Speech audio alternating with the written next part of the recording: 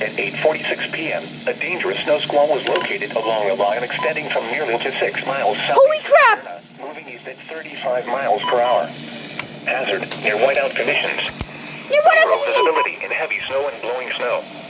Wind gusts greater than 40 miles per hour. Source: EAS Airport Weather Observation in Frenchville reported a wind gust of 51 miles per hour and visibility less than 1/4 mile. Impact: dangerous, life-threatening travel. This includes the following highways: Interstate 95 between mile markers 287 and 304.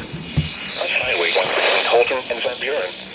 Locations impacted include Kyle, Caribou, Holton, Fort Fairfield, Limestone, Van Buren, Mapleton, Mars Hill, Hodgson, Easton, Woodland, Bridgewater, Smyrna, Dudley Township, Loring, Littleton, Linneus, Monticello, and Oakfield. Travel advised during this dangerous snow squall.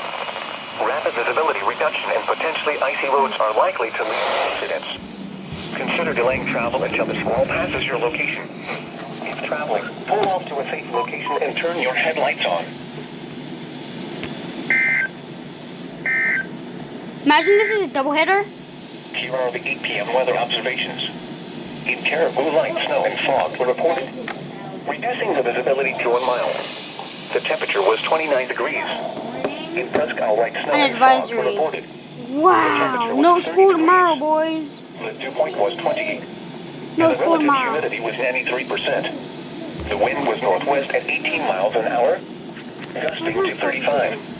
The pressure was 29.16 inches.